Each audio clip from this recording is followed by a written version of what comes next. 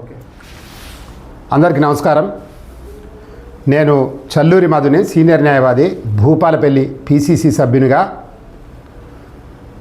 ప్రజలకు, ప్రత్యేకించి నిరుద్యోగ యువతీ యువకులకు ఈ మెసేజ్ని మీరందరూ కూడా విని సద్వినియోగపరచుకోవాల్సిందిగా విజ్ఞప్తి చేస్తూ ఉన్నాం. ఇటీవల తెలంగాణ రాష్ట్ర ప్రభుత్వం రాజీవ్ యువ వికాస్ కింద ఒక అద్భుతమైనటువంటి అవకాశాన్ని నిరుద్యోగ యువతీ యువకులకు అనౌన్స్ చేయటం జరిగింది.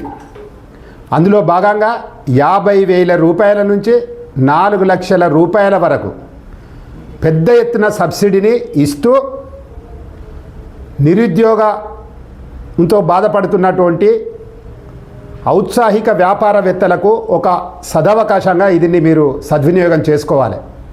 50,000 వరకు ఎవరైతే ఆ స్కీములలో మీరు అప్లై చేసుకున్నారో 50,000 స్కీముకు సంబంధించి పూర్తిగా 50,000 కూడా సబ్సిడీ ప్రభుత్వం భరిస్తూ ఉంది.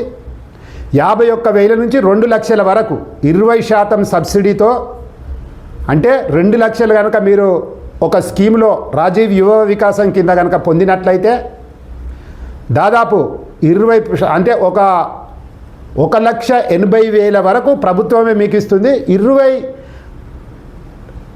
రూపాయలు మీరు భరించవలసి ఉంటుంది. మిగతాదంతా కూడా బ్యాంకులు సమకూర్చి మీకు ఇస్తాయి. అదేవిధంగా 4 లక్షల వరకు తీసుకున్నటువంటి స్కీములలో దాదాపు 70% మీకు సబ్సిడీ ఇస్తుంది. 30% మీరు భరించుకోవాలి. 4 అంటే ఒక 30,000 మీరు భరిస్తే remaining all the amount bank ద్వారా ప్రభుత్వమే మీకు సమకూరుస్తుంది.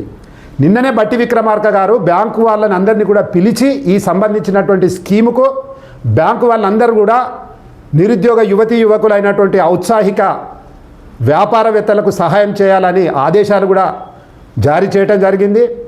దీన్ని నిరుద్యోగ యువతీ యువకులు మొత్తం యావత్ తెలంగాణ ప్రాంతంలో అప్లై చేసుకున్నారు. మొన్న 14 వరకు కంప్లీట్ అయింది. ప్రత్యేకించి భూపాలపల్లిలో కూడా 6,000కు చాలామంది ఇప్పటికే అప్లై చేసుకున్నట్టు తెలియవచ్చింది.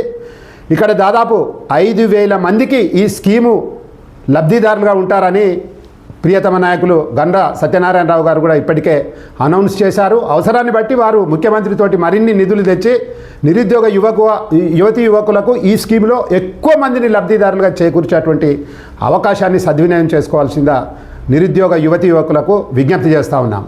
అదేవిధంగా పుష్ప గార్డెన్లో ఈ నెల 27వ తారీఖు నాడు పెద్ద ఎత్తున జాబు మేళా నిర్వహించటం కోసం IT industrial minister Sridhar Babu గారి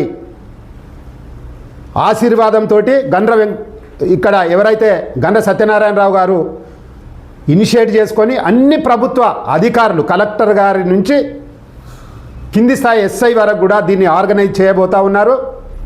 ఆ రోజు అద్భుతమైనటువంటి ఈ మేళని యువతీ యువకులైనటువంటి నిరుద్యోగులు వాడుకొని ఇందులో దాదాపు 60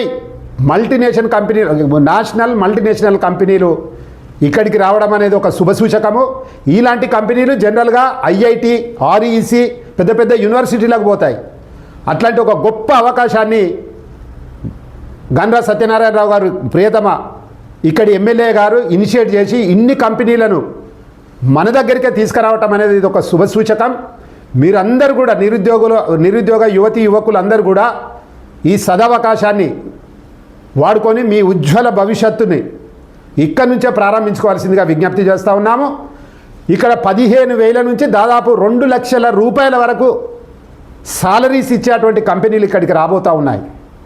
ఇంత గొప్ప అవకాశాన్ని భూపాలపల్లి నిరుద్యోగ యువతీ యువకులకు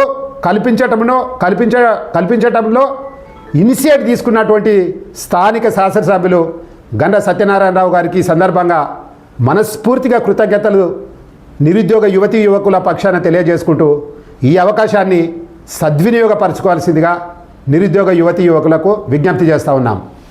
thank you one and all.